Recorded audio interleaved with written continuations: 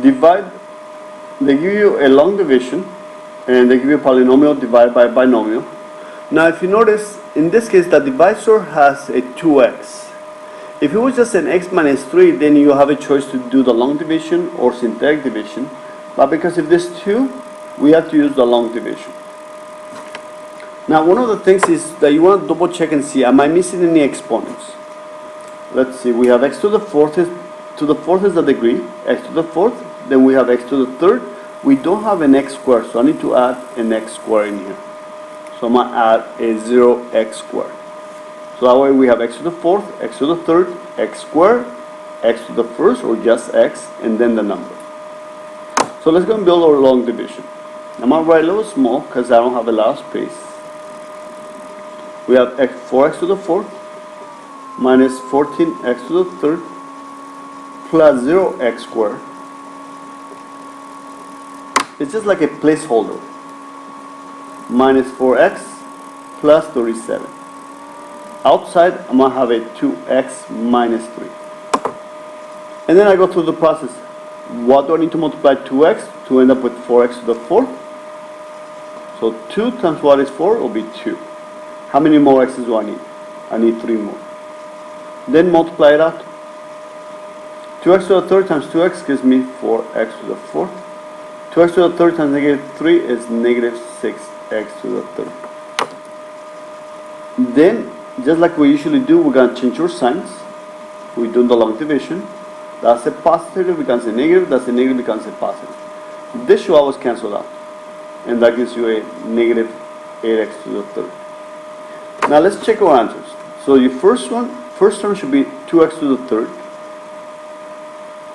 So they all match so far. Then I bring down my next number, which is a 0x to the second. And I go through the same process. What do I need to multiply 2x to end up with 8x to the third will be negative 4, and I need 2 more x's, so negative 4x squared.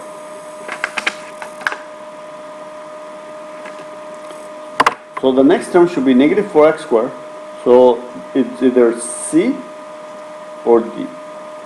A and B have positives, so those are incorrect. And I'll double check my work. That's a negative, so that should be negative, that's correct. And now I'm going to multiply the negative 4x squared times them both.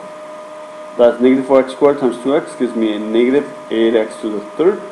Negative 4x squared times negative 3 is a positive 12x squared. And now I'm going to change my signs. That's a positive, that's a negative becomes a positive, that's a positive becomes a negative. I want to make sure I mark your wall because I don't want to get confused. That is a negative 12x squared. I'm going to add. And I'm going to bring down my next term. Negative 4x. What do I need to multiply 2x to end up with a negative 12x squared? So let's see. 2 times negative 6.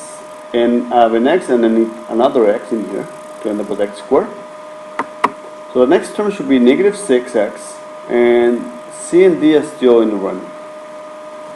I'm going to multiply it out. Negative 12x squared,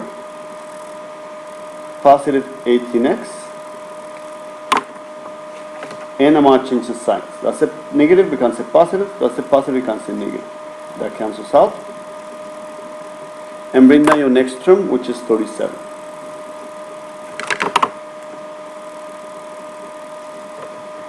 And I'm going to continue.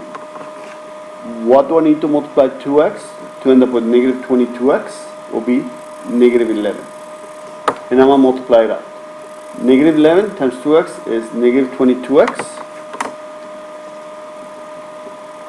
Negative 11 times negative 3 is a positive 33. And now I'm going to change my signs. That's a negative becomes a positive, that's a positive becomes a negative. That cancels out. So therefore I end up with a positive 4. This is my remainder. So let's see, that's a negative 11, so they both have a negative 11, and they're exactly the same. The only difference is that one of them has a negative, the other one has a positive. That's a positive, so therefore your answer should be a positive, so your answer is letter